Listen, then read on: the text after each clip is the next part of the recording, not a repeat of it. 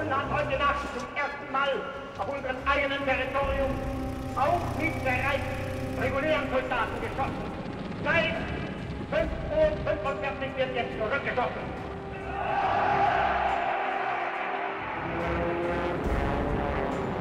We shall defend our island, whatever the cost may be. We shall fight on the beaches, we shall fight on the landing grounds, we shall fight in the fields and in the streets, we shall fight in the hills.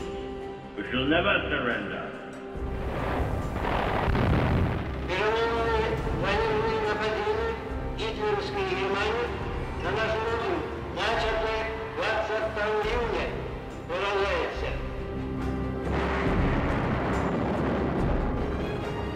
The United States of America was suddenly and deliberately attacked by naval and air forces of the Empire of Japan.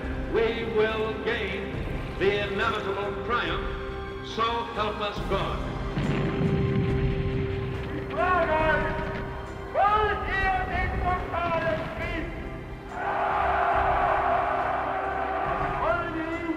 Wenn nötig, totale und radikale, als die uns heute überhaupt erst vorstellen können.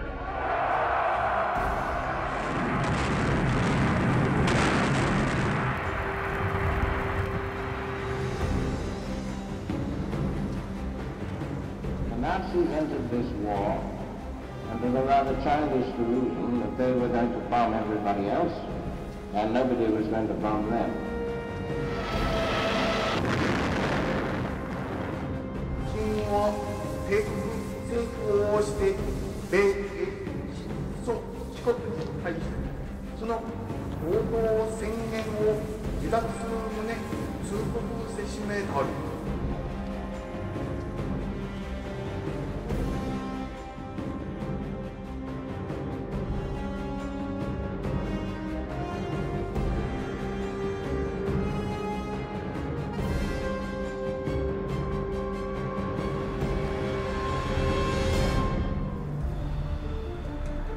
Berlin, the summer of 1940. In the capital of the Third Reich, Germans went about their daily business. It had been less than a year since Adolf Hitler had plunged Europe into war. The fact that German soldiers were in Poland, Scandinavia, Belgium, the Netherlands, and France was barely noticed at Berlin's Wannsee. All in all, I don't think we should forget these were all campaigns that the Germans were able to live with easily, because they had remained completely free of all the effects of the war up to that point. And another essential element, the wars had been so short that the losses, from wounds or by actual deaths of the soldiers, had been very small. Durch tatsächliche Todesfälle der Soldaten sehr, sehr gering gewesen sind. At that time, waging war was still easy for the Germans.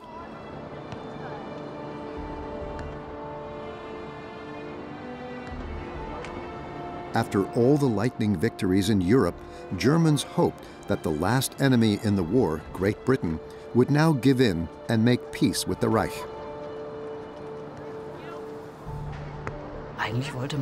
Actually, they didn't want England as an adversary, but as an ally. In this respect, speculation about whether things would then continue had calmed down a bit. But in hindsight, some Germans didn't quite know what to make of this precarious peace either.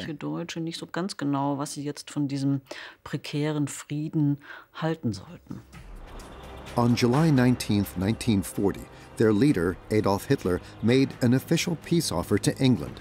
The British did not dignify it with a response. Hermann Göring, the commander-in-chief of the German Luftwaffe, was now responsible for the success of Unternehmen Seelöwe. Planning for the invasion of Great Britain had been going on for weeks. German airborne units were to take off from airfields in Belgium, Holland, and northern France to first conquer the airspace over the island. After that, German troops were to land on England's shores. The German Luftwaffe was well prepared. Since their devastating mission in the Spanish Civil War, their pilots had become adept at aerial bombing, Stuka attacks, and dropping incendiary bombs. After initial skirmishes over the English Channel, German airborne units began bombing the British mainland. The Battle of Britain began on August 13th with the so-called Eagle Day, when stronger German bomber units attacked British industrial centers. At first, the Germans only attacked the British infrastructure, airfields, radar stations, and were relatively successful there as well. Flugplätze, Radarstationen und sind auch relativ erfolgreich. They believed that with a few days of air raids on British airports, one could smash the British air defense, the fighter command, and gain air superiority. And then, if Hitler wanted to, he could order a landing on the south coast as well. Great Britain was expecting an invasion of the Wehrmacht, and so the men of the English Home Guard armed themselves against the enemy. The Germans had to be prevented from landing on the island by any and all means. To prevent Nazi landing craft from even reaching the Channel coast, the British had installed flamethrower systems there. With Winston Churchill as Prime Minister, the British had an avowed opponent of Hitler. He wanted to prevent Hitler's rule over Europe at all costs. Otherwise, as Churchill said, the world would sink into the abyss of a new dark age. The Prime Minister rejected any discussion of a negotiated peace with the Nazis. Churchill was an interesting figure in that he initially admired Hitler. He wrote a portrait of him. In the early 30s, I think it was printed in 34 or 35. It's kind of famous, so he couldn't hide an admiration for Hitler's successes. And then only toward at the end of the 30s, when he saw that the whole matter would amount to a highly aggressive policy, which would ultimately also involve Great Britain, did he change his mind and say, we must fight this man. Blood, toil, tears, and sweat, Winston Churchill prophesied for his people, and a war against a monstrous tyranny such as had never been surpassed in the dark catalogue of mankind's crimes, which must end only with victory at all costs. British combat morale was high. On August 25th, British bombers took off for the first air raid on the capital of the Third Reich. The inviolability of Berlin, noted German judicial official Friedrich Kellner in his diary, of which there had been abundant talk, had proved to be a vain haze. In the face of such attacks, Adolf Hitler clamored in Berlin's Sportpalast. Wenn die britische Luftwaffe 2 oder 3 oder 4.000 Kilogramm Bomben wirft, dann werfen wir jetzt in einer Nacht 150, 180, 230, 300...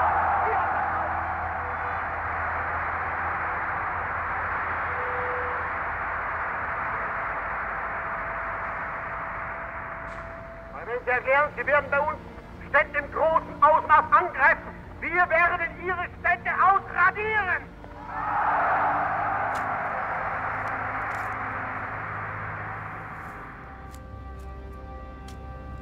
For the first time since the beginning of the war, the Germans were made aware of their own vulnerability. Despite various blitzkrieg victories, the Luftwaffe was unable to keep enemy plane formations out.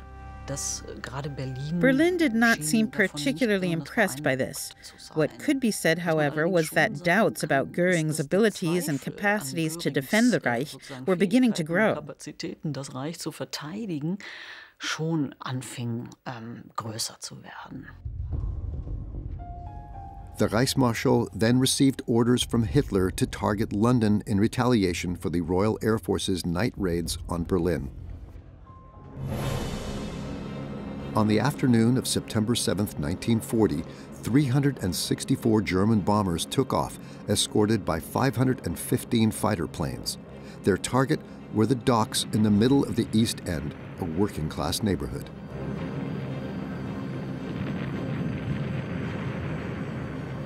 On that first evening, more than 400 Londoners died and another 1,500 were seriously injured.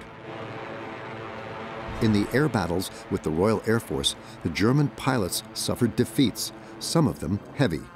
Their losses by wounded, imprisonment, and death were significantly higher than those of the RAF.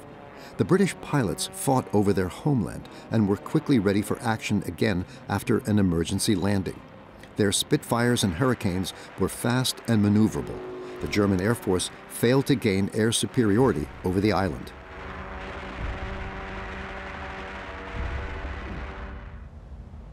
On September 17th, Hitler postponed Unternehmen Seelöwe until the following spring. Eventually, the landing in England wasn't even attempted.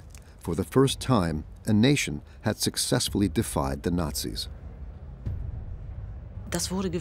In a way, this was seen as not a bad thing. As one diarist said, "This was a terrible week for us, but it was not seen as a defeat." And conversely, it has to be said, also very importantly, the British did indeed see it as a victory. It was the first time that a nation had been able to put a stop to the Nazis. So for their self-confidence, it was an incredible boost. Whereas the Germans tended to talk it down as, these things can happen. Schritt, während die Deutschen es eher als kann mal passieren klein geredet hatten. Im Rahmen verschiedener Zusammenkünfte mit den ausländischen Staatschefs begab sich der Führer zur spanischen Grenze. At the end of October, Hitler traveled to Hendaye to meet Francisco Franco. The dictator urgently needed support against an England that was resisting fiercely. The Spaniards were to take Gibraltar from the British, but the meeting turned out differently than planned. Franco's special train arrived too late. Auf dem Bahnsteig der französischen Grenzstation erwartet der Führer den Chef der spanischen Regierung. Die Ankunft des Sonderzuges.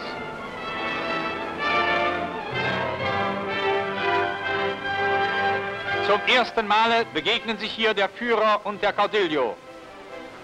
The unity of the two fascist leaders, as depicted by the newsreels, was only a facade. Franco had no intention whatsoever of entering the war. He had ruled over a devastated Spain for only 18 months, which he had just gotten under control after 3 years of civil war and with German help. The Caudillo stayed out of it. Meanwhile, in order to put political and military pressure on England, the German Air Force continued to take off in the direction of Great Britain. But the Luftwaffe had problems. When they sent bomber units to England, they always had to send fighter planes with them for escort and protection. And the problem with these fighters was that the fuel tanks were relatively small. They could only fight for a certain time in English airspace, sometimes only for 14 minutes, and then they had to immediately return. In other words, a German plane on a mission against Britain could only fight there for a short time, while a British plane could fight there for hours. After the conquest of British airspace failed, thus putting a landing on the island out of reach, Hitler wanted at least to force an armistice. For this, the British arms industry had to be weakened, and at the same time, the morale of the British people had to be broken. Now, the civilian population was targeted.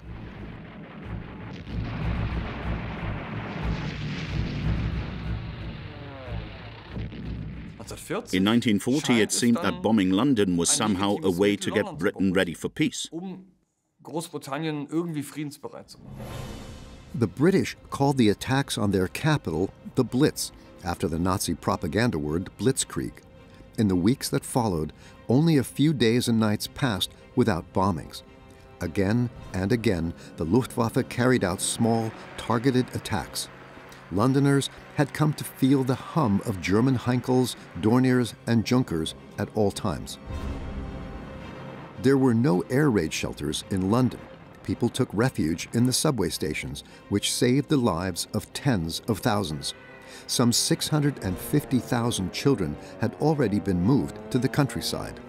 Since the beginning of November, the bombers had been coming mainly at night. During Christmas week 1940, London experienced the most devastating conflagration since the city's Great Fire in the 17th century. But the British remained steadfast and pragmatic. Cardboard coffins, lime bags, and body pits were prepared in order to be able to quickly recover and deal with the fatalities. What people in Germany tend to forget, however, is that German bombing raids in 1940 caused very high casualties among the British population, up to 40,000 deaths in the first weeks and months after the Battle of Britain began. Wochen und Monaten nach Beginn der Luftschlacht England. When Buckingham Palace was hit, King George VI and his wife Elizabeth escaped with a scare, but the royal couple stayed in London to assist their people. The British didn't see it as a tax on the air armament industry. They saw it as a tax on civilians, that the Germans wanted to hit civilians. Naturally, the bombing was inaccurate because churches were also hit, because hundreds of people were killed. And then the amazing thing for the Germans, and maybe for the British, was that the civilian population came together. The morale didn't collapse. The British were far from capitulating. Actually, it was just the opposite.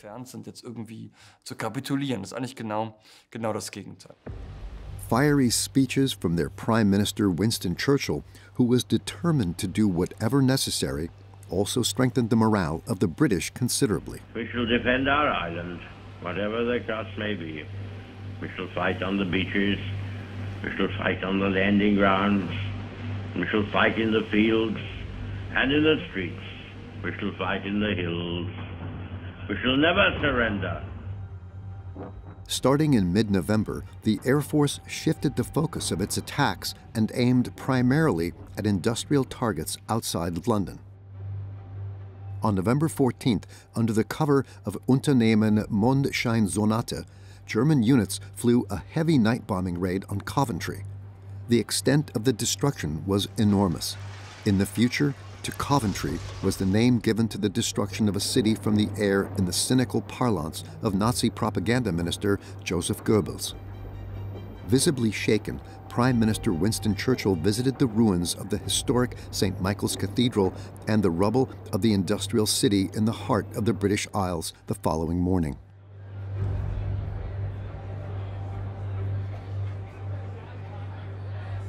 Coventry was chosen because it was the center of the British aircraft engine industry. They were hit, but these aircraft engine factories were located in the city center. Spread around the city center, the whole city burned down, 500 dead. The term Coventering was then used because of the great damage. But there was one thing that wasn't achieved, and that was lasting damage to the armaments industry, because after just a few weeks, it continued to produce at the old production levels.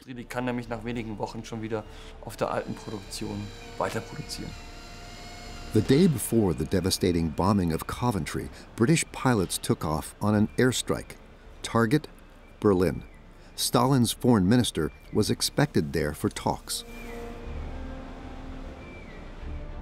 Winston Churchill later wrote in his memoirs, "We had heard of this conference beforehand, and though we had not been invited, we did not wish to be left entirely out of the negotiations." Soviet Foreign Minister Vyacheslav Molotov arrived at Anhalt railway station. He was there to negotiate spheres of influence in Scandinavia and the Balkans for Stalin. Hitler, on the other hand, wanted to bring the Soviets into an alliance to secure himself against England. But Molotov was a difficult negotiator who did not trust the Germans. There was a memorable situation at the state banquet.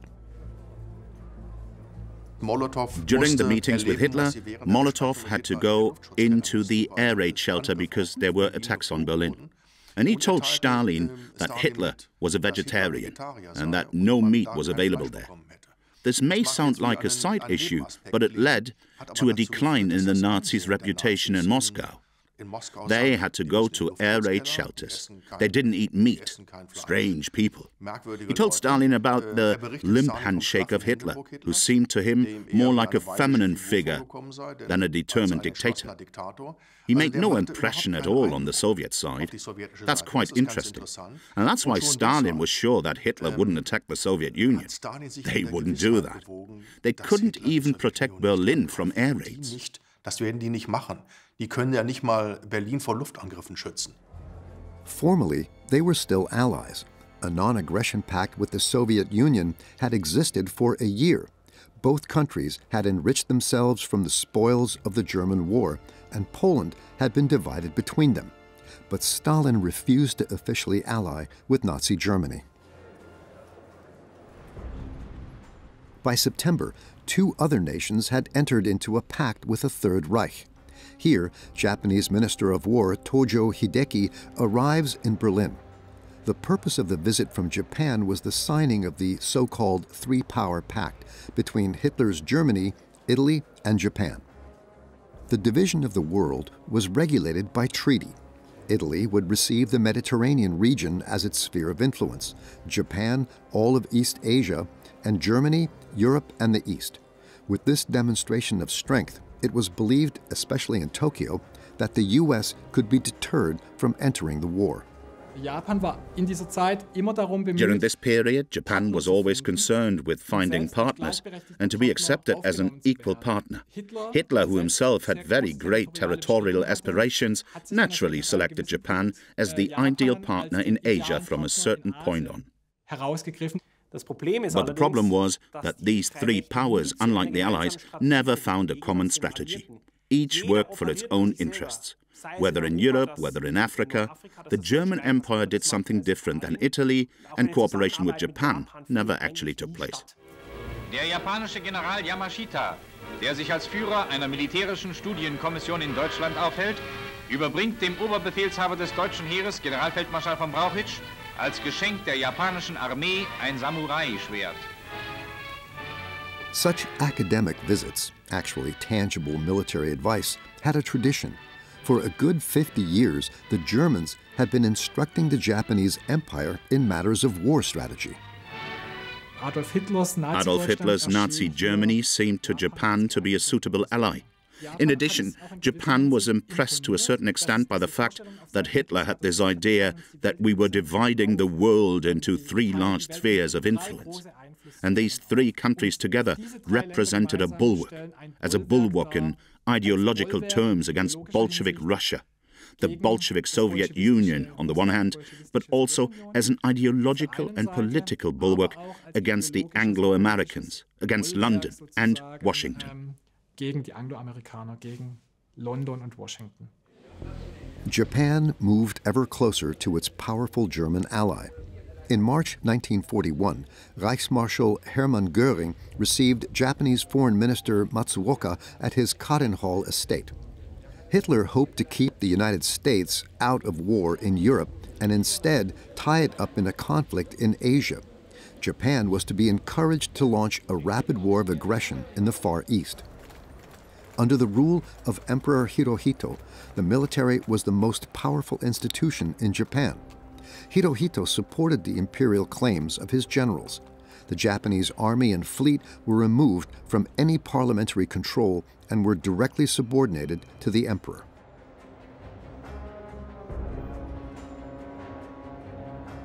Japan's military government was preparing to bring all of East Asia under its control. Since the First World War, the young industrial nation had been striving for dominance in the Asian region. In Japan, on the political side and especially on the military side, there was always the view during that period that you were not an equal partner. Although militarily you waged war successfully in the Russo-Japanese War in World War I, after these wars that were waged successfully, militarily successfully, Japan had to concede certain things politically, and concede them to the West, and concede them to the West's liking. Initially, Japan's colonial ambitions were directed against neighboring China. Manchuria, in the north of the country, was rich in raw materials. Nippon took advantage of the disunity of the giant empire, which was bleeding to death in the Civil War, and occupied the northern province in a coup d'etat. But Japan's hunger for raw materials wasn't satisfied. In 1937, Japan provoked another war with China, this time to conquer it completely. A civil war had been ravaging the giant Chinese empire for 10 years. After the rapid conquest of Beijing, Japanese units bombarded Shanghai. But Japan didn't succeed in completely conquering China. Instead, it turned south. In Indochina, Vichy France, which collaborated with the German ally, granted Japan the right of passage, the stationing of troops, and the use of airfields. Over the course of a year, Japan brought all of the country's major military bases under its control. Meanwhile, hardliner Tojo Hideki gained influence, so much so that the United States felt compelled to impose an official embargo against the Japanese Empire. The United States actually had two main interests in Asia. One was economic interests, that they had to represent there. At that time, it was clearly understood that one of the coming markets, from a capitalist point of view, would sooner or later be Asia. On the other hand, it was also the case that there were raw materials in Southeast Asia in which the United States also had an interest. Also, in terms of security, the US had aspirations to continue to have a presence in the Asia-Pacific region. Sicherheitspolitisch hatten die USA Bestrebungen, weiterhin im asiatisch-pazifischen Raum präsent zu sein. One of the most important U.S. naval bases in Asia was in the Philippines. Nevertheless, no one there seemed to believe in a Japanese invasion. About 10,000 American soldiers were stationed there. Their equipment and weapons were mostly outdated, but the U.S. government was gradually turning the archipelago into a fortress. The President of the United States still hesitated to enter the war officially. On January 20th, 1941, Franklin D. Roosevelt was sworn in Washington. He was the first U.S. president to run for a third term. In his address, he made it clear on whose side the U.S. would be on in the future. Freedom means the supremacy of human rights everywhere. Our support goes to those who struggle to gain those rights and keep them. Our strength is our unity of purpose.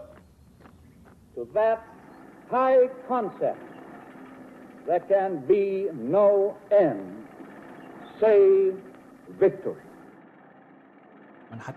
In a certain sense, the United States had entered the war indirectly.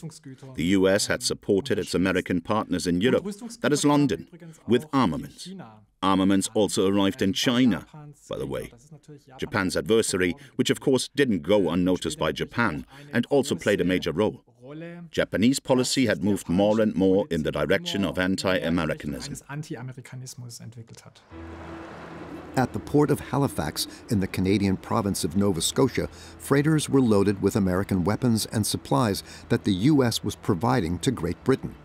In a blazing speech, Churchill had addressed Roosevelt and appealed for America's support. Put your confidence in us. Give us your faith and your blessing. And under Providence, all will be well. We shall not fail or falter. We shall not weaken or tire. Neither the sudden shock of battle nor the long-drawn trials of vigilance and exertion will wear us down. Give us the tools, and we will finish the job. German submarines repeatedly succeeded in torpedoing the ships loaded with equipment and weapons. But the Royal Navy struck back. Survivors of the sunk battleship Bismarck, once the pride of the German Navy, went ashore in Halifax. Great Britain at that time still had the strongest navy in the world. The German Navy, which only upgraded in the 1930s, simply couldn't keep up with that. It did have big battleships like the Tirpitz, the Bismarck, but one was sunk very quickly. The other was just lying around in harbors and was also sunk towards the end of the war. So the big German Reich, the Germans' navy, couldn't keep up with the Royal Navy at all.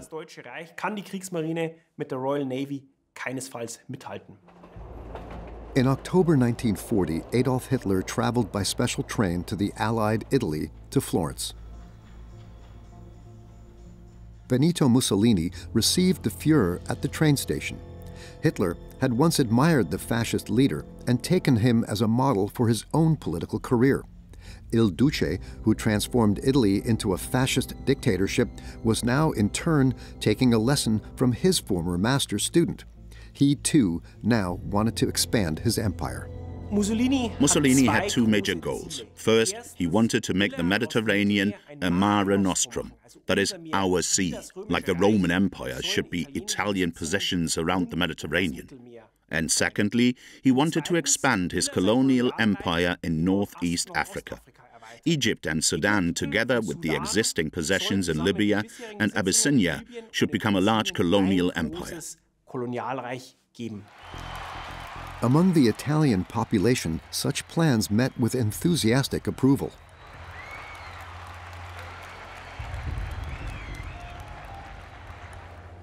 Mussolini, who had not expected war to break out in Europe before 1942, witnessed his allies subdue half of Europe within a year. Il Duce was convinced that Italy could achieve something comparable just as easily. Mussolini had great aims, but what he didn't want to admit, only very limited means. He had an army that was not at its peak in terms of training, and his country was not prepared economically or in terms of armaments for a long industrial war. And the problem was, Mussolini didn't lead only one campaign. No, he led several campaigns at the same time, and all these campaigns ended in disasters. In a gross miscalculation of his own fighting strength, Il Duce first marched Italian troops into the French Alps. After the failure of this invasion, he then ordered Egypt and Greece to be attacked simultaneously. But he lost in Greece, and in return, Greece took over Italian-occupied territory in neighboring Albania. Mussolini now had to ask Hitler for help.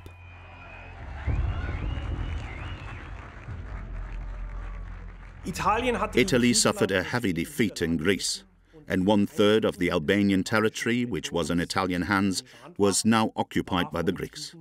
Now there was a problem for Germany. The Italian ally had to be supported, and secondly, there was another problem. At the same time, in Yugoslavia, which had been very pro-Axis, there was now a coup. And the new government was pro-Allies, and so Hitler decided to intervene in the Balkans with an attack on Yugoslavia and on Greece.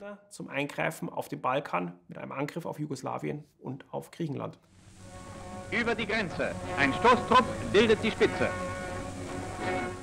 On April 6th, the Wehrmacht invaded Yugoslavia and Greece simultaneously without a declaration of war.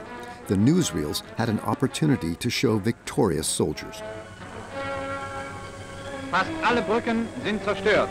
Kraftfahrzeuge und schwere Infanteriewaffen setzen mit Hilfe von Floßsäcken über. The campaign in the Balkans proceeded similarly to all previous campaigns. It was a typical lightning campaign. The Germans managed again within a very short time to break the enemy resistance and to occupy both countries relatively quickly.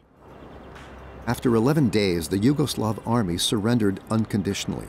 About 350,000 soldiers became German prisoners of war. About half of them were taken to Germany to be used as forced labor. The others awaited a merciless fate under German occupation. The commanding general and committed National Socialist Joachim von Kortzfleisch, for example, expected the soldiers to break all resistance ruthlessly. Anyone found resisting or fleeing with a weapon in his hand should be shot immediately. Now began the terror in the occupied territories.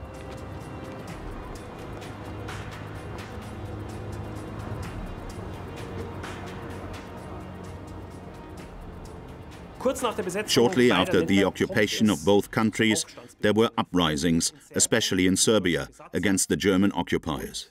And the Germans immediately reacted with unheard-of brutality. Their thinking was that the so-called Balkan mentality would only understand the language of violence. And the harder they would crack down now at the beginning, the more they would have peace later. These uprisings were suppressed with the greatest brutality. There were mass shootings of hostages, and then there was a kind of graveyard peace in the truest sense of the word in Serbia until the end of the German occupation. In Pančevo, a small Serbian town near Belgrade, a column of Yugoslav soldiers marched in captivity. Again and again, there were partisan attacks against the Germans. That was also the case here. 2 members of the Waffen-SS came under fire. One of them was fatally shot.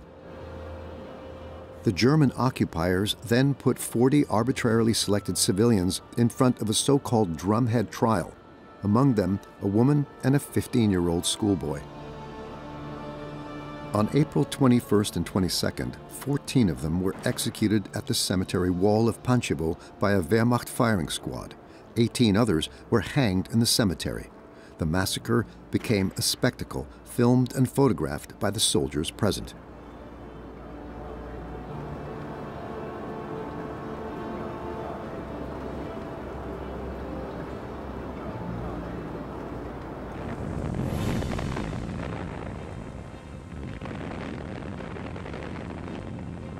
The war in Greece was also short-lived. After initially fierce resistance, the Greeks had to admit defeat on April 23rd. Germans and Italians occupied the defeated country. In Greece, from the beginning, it was above all about robbery and plunder. The war against Greece was more a side aspect of the whole event, and the Germans wanted above all to secure a military occupation. It was also divided up with the other allies, including Italy. There, sheer terror prevailed, and the Greeks also resisted very quickly. There was a partisan movement that tried to fight this brutal German rule, and then again the German violence escalated. And it became unbounded brutality, as can only be found in Eastern Europe, in Poland and the Soviet Union.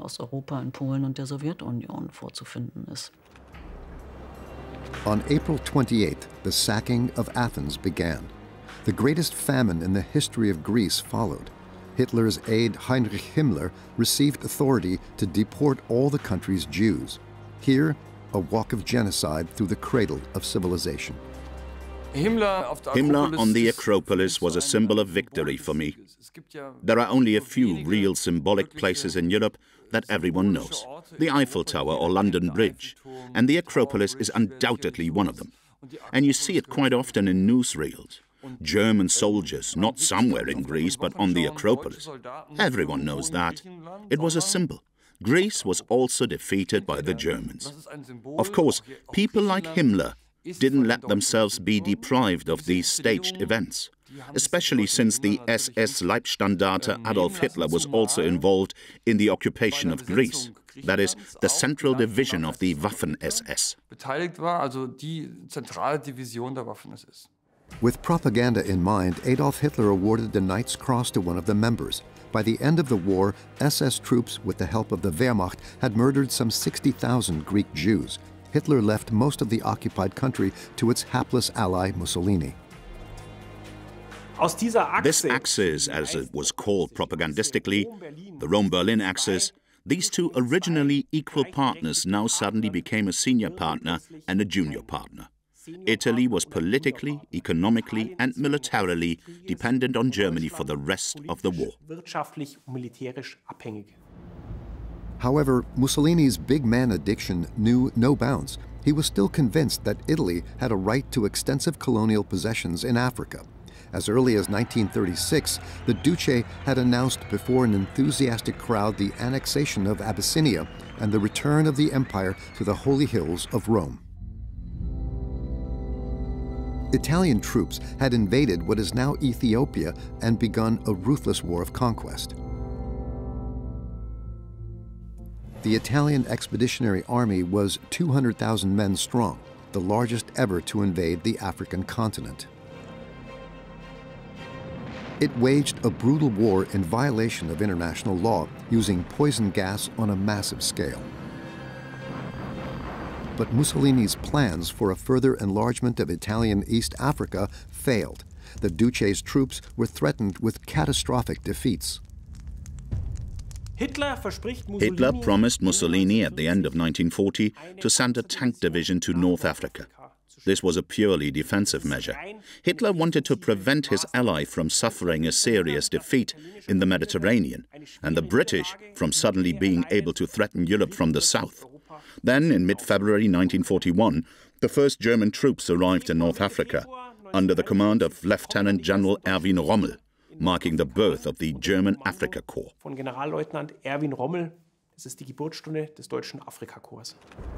The troops were there to support the Italians. Their advance on the Kingdom of Egypt, which was allied with the British, had failed. In the meantime, even in eastern Libya, the province of Cyrenaica was in British hands. Now, the British threatened to take the capital, Tripoli. Rommel did not wait for the orders of his Italian superiors, but acted on his own authority. Rommel officially received the order to act defensively, that is, to support the Italians so that their colonial empire didn't collapse. However, Rommel quickly decided to launch an offensive on his own initiative and was successful, but at the same time overstretched his supply lines and ran into major problems. And here the island of Malta was crucial. From Malta, which was in British hands, the Royal Air Force and also the Royal Navy could massively and strategically disrupt the German and Italian convoys to North Africa. Die Royal Air Force und auch die Royal Navy, die deutschen und italienischen Konvois nach Nordafrika massiv und ganz empfindlich stören. British forces brought in their supplies from Gibraltar via Malta, which lies between Sicily and the coast of North Africa. To disrupt the Royal Navy's supply lines on the way from Gibraltar to the Suez Canal, German and Italian air forces repeatedly attacked Malta. The tiny archipelago experienced 3,000 air raids in the course of its 2-year siege. 14,000 tons of bombs landed around the capital Valletta, but the Maltese held out. There were always aims on the German side, and especially on the Italian side, to take the island of Malta. But in the end, this enterprise was postponed until Never Never Day. Ultimately, this is one reason why the German and Italian forces in North Africa could never be well supplied. But for the time being, Rommel and his Afrika Korps achieved further successes in a hand-to-hand coup. Several times, he ignored the waiting orders of the Army High Command. On April 10, 1941, Cyrenaica was recaptured, and the Germans surprisingly captured the British fortress city of Tobruk.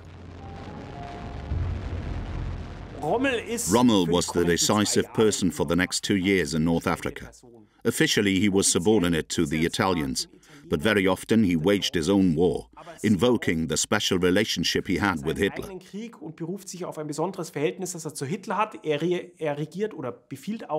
often ignored his own superiors in the Wehrmacht, and very often waged a kind of private war down there, but successfully. And that's what saved him from many a situation. Letztlich dann rettet aus so mancher Situation. As long as Hitler's favorite general delivered such spectacular successes, complaints about the disobedient commander fell on deaf ears in the Berchtesgaden Berghof. Hitler himself dubbed Rommel the most audacious tank general we have in the German army.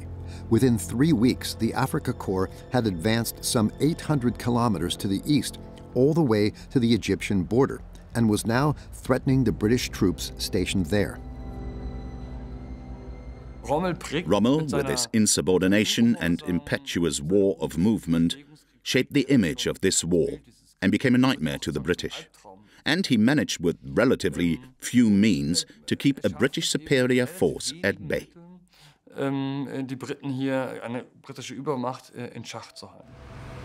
The Allied troops stationed in Tobruk were initially mostly inexperienced, newly deployed units, including an Australian division. Minefields were laid to reinforce the city's defenses. Rommel repeatedly failed to capture Tobruk and eventually had the city besieged.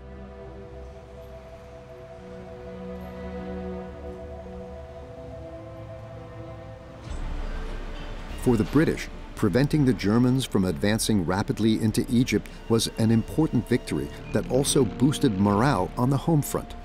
The armaments industry was running at full speed, although the capital of Great Britain was still subject to massive bombing. In the spring of 1941, German bombs landed near Bond Street in London, causing severe devastation. They were intended to weaken the morale of the population, but the hoped-for effect didn't occur. On the contrary.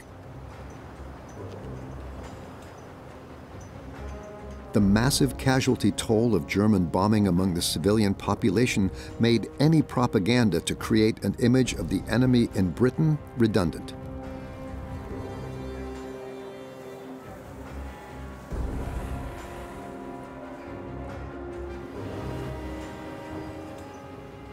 The air battle for England ultimately lasted from August 1940 to May 1941, and the Germans changed their tactics several times. In the summer of 1940, they attacked airports, then London, then the air armament industry. There was a final heavy attack in May 1941 on London, which caused over 1,000 deaths. And the air war continued only in homeopathic doses. There were still a few attacks, but with hardly any impact. So Britain had finally passed the great test in May of 1941. Unmoved, Londoners cleared away the rubble. The legendary U.S. journalist Edward Murrow reported in his program This is London as an eyewitness of the attitude of the British during the Blitz attacks. There was no bravado, no loud voices, only a quiet acceptance of the situation. To me, those people were incredibly brave and calm. Prime Minister Churchill paid tribute to the defenders of England, saying that never before did so many owe so much to so few. The few became the nickname of the Allied pilots.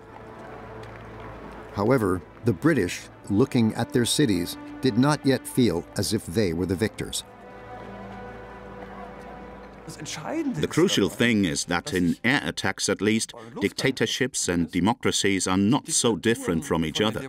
The belief that democracy would fight the good war and dictatorship would fight the bad war, that's true for World War II as a whole, of course. But if we now look closely at the individual forms of war, like air war, you can't see any difference. The images were the same after the attacks, whether in England or Germany. Bomb strikes at the Old Fish Market in Hamburg. The neighboring main church of St. Peter's was also hit. An amateur filmed these images in mid-March of 1941. 100 people died in that bombing of the Hanseatic city. Such recordings were actually forbidden under penalty. Berlin was also under increasing attack from the Royal Air Force. Secretly shot footage showed the effects of such a British bombing raid on the residential areas of the capital. Again and again, the British formations overcame the German flak positions. Only the cowardice of the German fighter pilots was to blame, claimed their commander-in-chief, Hermann Göring, in order to distract the attention from his own failure.